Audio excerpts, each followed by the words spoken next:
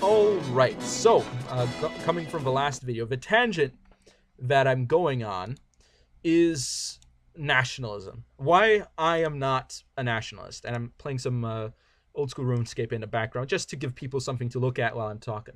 So, why am I not a nationalist? Or an internationalist. I'm also not an internationalist. I'm not a regionalist either. I'm not a nationalist. I'm not a regionalist. I'm not an internationalist. I, I'm not any of those things. Why not? Well, first of all, I generally think that virtues, and not just moral virtues, but political virtues, are things that are, in essence, not necessarily related to any particular identity. And in essence, let's say we believe in a country of law and order. Well, shouldn't everyone, regardless of where they're from? I That's just what I think. And let me just be very clear. I don't believe in the abolition of sovereign states. That's not something I believe in. In fact, I wouldn't want it, and the reason I wouldn't want it is because, uh, or at least I wouldn't want the unification of the entire world under one government system, because looking at every system of government that's currently in use, I don't think any of them would work very well on such a large level. There, and that's a problem with a lot of systems of governments, and what I was talking about in the last video is that a lot of systems of governments generally don't work. They work less efficiently the larger they become, and ideally you want a system of government that that has an infinite theoretical amount of expansion without actually reducing in function, and perhaps even increasing in the quality of leadership. But that, of course, is something that doesn't currently exist anywhere. So back, and that's why I think it's good that there's different governments, because a lot of governments have a high amount of centralization, and I don't think having a one size fits all plan for the whole world is going to work very well, because the interests of just within the United States, this is problematic. Just within a sovereign nation state, this is already a problem. You look at the needs of people in Hawaii and what people want in Hawaii, and it's different from the needs of people in Maine, or the needs and wants of people in Alaska is different from the needs and wants of people in Florida. And you could take any two states and say that. Of course, I'm talking about states within the United States of America, in case somebody doesn't know what I'm talking about. So, having said that, why am I not a nationalist? Well, because it seems too identitarian to me. Because if we're going to say that we're going to have certain virtues, or that we're going to have a certain system of laws, I wouldn't want to say, well, because I'm this or I'm that. That sounds a bit silly to me. Maybe I'm thinking it a lot more than some people do, but I think it's much better to say, to actually give a concrete argument as to why certain things are better than other things, than saying that certain things are components of your particular culture. I think that's a lot better to say. And of course, I'm also not really, I'm not really into social contract theory. So when people say you need to be loyal to your nation, well, what does that mean? What does that mean? So does that mean loyal to the people? Well, people have very many different interests. Does it mean loyal to the state? I can accept that, being loyal to a state, but once you say that, then it's not really the nation anymore, now is it? It's just a state, because a state doesn't have to be a nation. A state could be many nations. A state could be part of a nation, theoretically. But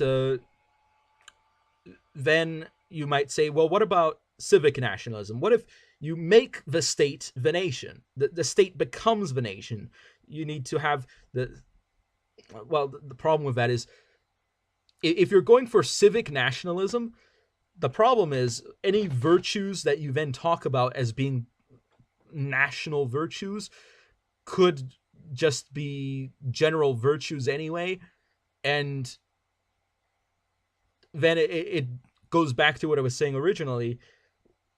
Why have that if you can just have the virtues themselves? Doesn't it make more sense to have a solid system of virtues that you can clearly define and that are internally consistent, and that you actually can discuss, than having an abstract system of virtues that that are solid and maybe are consistent, but that you simply define as being crucial to your identity? Maybe it's just me. Maybe I'm weird. Okay, I can accept that. Maybe I'm weird, but that's why I'm not really a nationalist. And same thing for regionalism. I think that, well, it's a lot easier to say why I'm not an anarchist.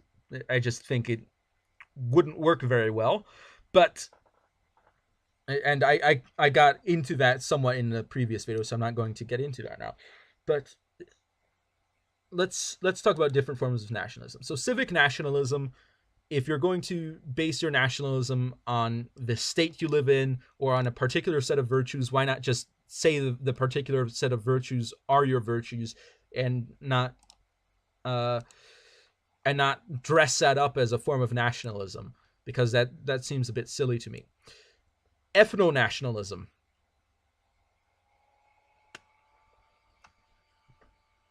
Well, it's racist. There you go. And I'm not necessarily saying in an aggressive or in a mean way.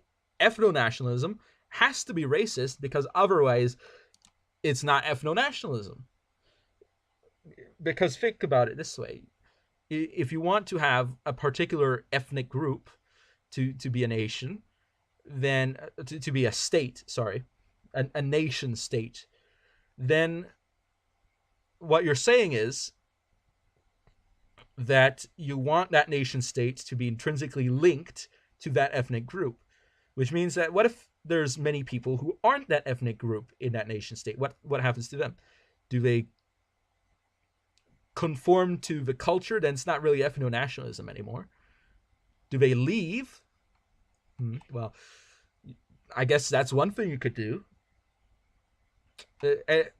And what if people want to migrate into your nation? What if there's race mixing going on? There's just all these different questions, and it's just so awkward. Why not just say, these are our virtues. Murder is wrong. If you murder someone, I don't care what your race is.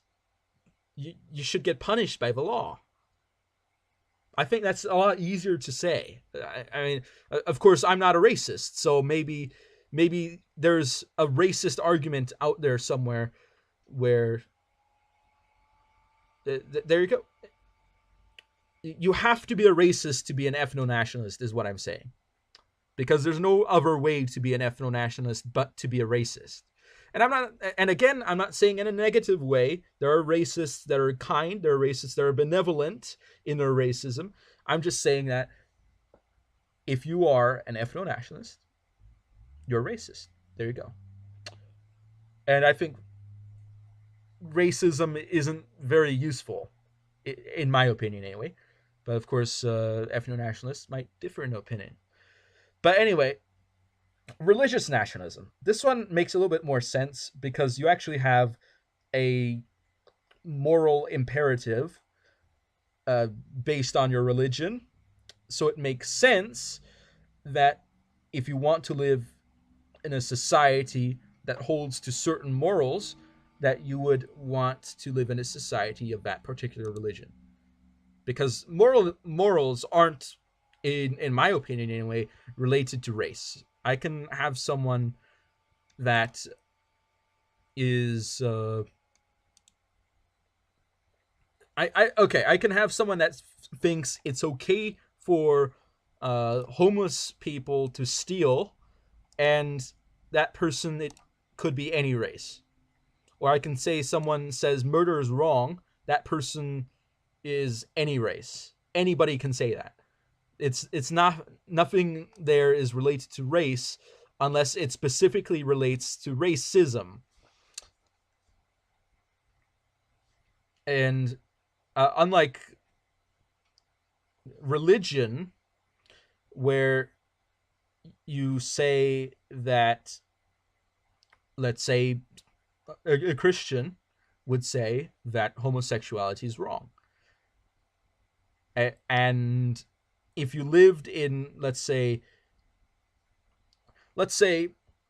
medieval Europe, people wouldn't approve of it in a legal sense. They wouldn't. So you would get punished by that. And therefore you have these states where there's no separation of church and state. And while I think that that is negative to, let's say, the expansion of a state, and I think a state should be able to expand, and having a religious restriction makes it very difficult for a state to expand and makes it very problematic in that you may have to crack a few eggs there. I do believe that concerning this, there you enter into it.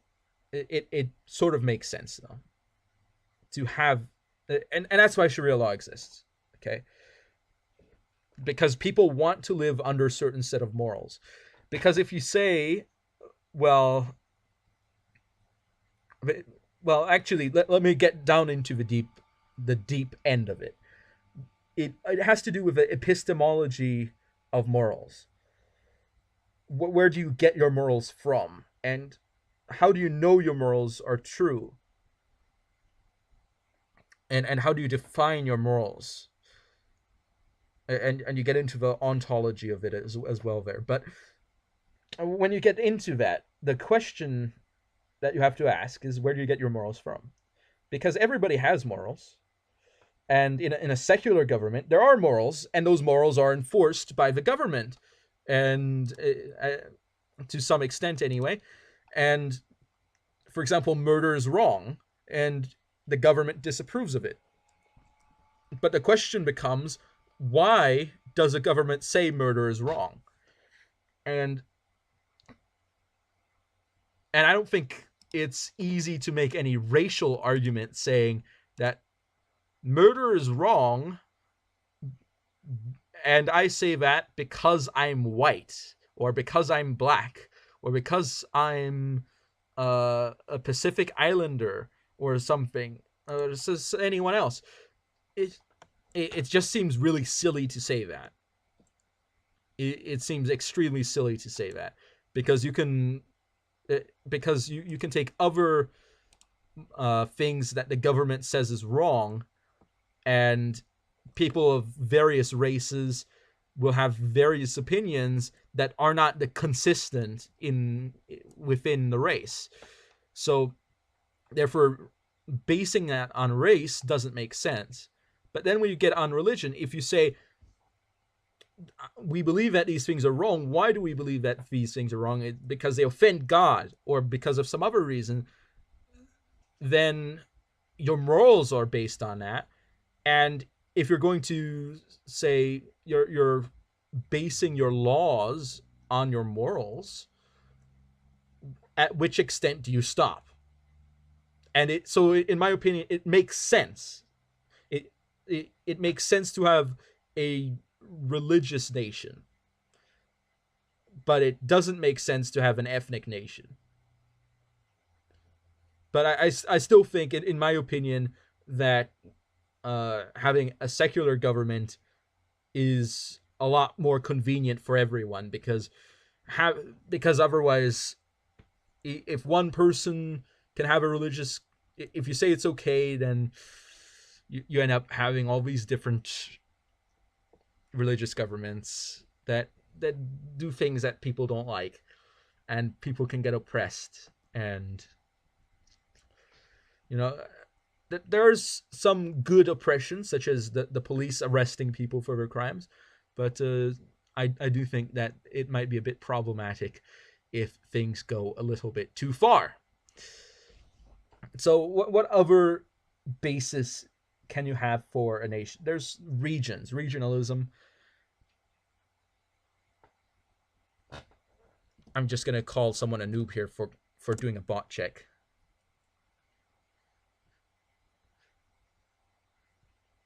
So regionalism, it makes a bit more sense than ethno-nationalism in my opinion, because people that are geographically close, it makes sense that they would have a similar government, and it makes sense that they would organize in a government. But again, regionalism as opposed to whichever nation is above the region, whichever state is above it, why should we dismantle a state, or why should we split off, or specifically separatism? Why should we separate one state into another state? Well, the reason people say is injustice, and there you go. But I'm not particularly a regionalist. I think that and I'm also not a revolutionary either. I think that solutions should generally be done in a not heavily violent manner. Now I say that, and let me just keep in mind that I'm also pro capital punishment, and and I'm pro law enforcement, and I'm pro military, in not of 100% everything, but in a sense that I think all these things should exist. So I do believe that violence is a solution. I'm also pro self-defense. Violence is a solution to many problems. Violence is useful. Violence is a tool. But I think that violence should not be used excessively. Violence should not be used when it is not necessary. And that's why I'm not really a revolutionary. That's why I think it's bad when people say we should just kill our enemies. Not in a sense of war, but we should kill our political enemies. I think that's a bad statement. An immoral statement. Now, if someone has actually done something that is criminal, I think then maybe there is some latitude for law enforcement and the legal system to do something, and perhaps that may be capital punishment. But I don't think that we should operate as if we already exist under a different set of laws than we do. So, in essence, I don't think that people should disobey laws just because they don't like them, is what I'm saying. Because that's essentially what the people who engage in violent revolution are doing. They don't like the whichever system they have, so they just completely disobey it and try to destroy it. And unfortunately, this means many times that they end up destroying a lot of other things as well. The political infrastructure, the physical infrastructure of the land, perhaps many times killing a lot of people. And I don't think that that's very good. So ultimately, what I'm saying here is that I think fixing up the status quo, okay, I'm not a status quo warrior, but I do think that there are better ways of doing things. So fixing up the status quo is better than creating new nations, than forcibly uniting multiple states into an international supernation. It's better than splitting off into other nations, or having violent revolutions. I think it's better to actually try to solve the actual problems rather than have an identitarian movement of some sort.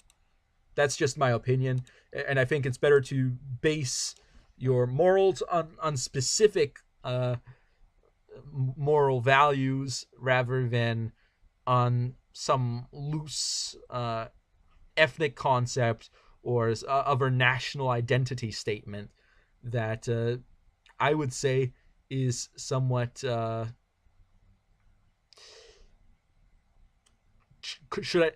could say it's not foundationally coherent to base your morals on your nationality. I don't think that's foundationally coherent. I think it's more foundational to just have morals and then have your political uh, ideas based on those morals. So, for example, you get on the theological level, uh, so whatever your religion is, or if you're irreligious, whichever other epistemology of morals you have, you take that, the epistemology of morals, and then you expand that through philosophy, and then you apply that for politics. You don't go from the political level and say, this is my morals, and then expand that up philosophically. No, that's not how it works. That's kind of weird. But anyway, that's all I've got to say for right now. I'd like to hear comments in the comment section below what people think. Uh, Tell me what you think, and I'll be seeing you all next time on Awiltus. Over and out.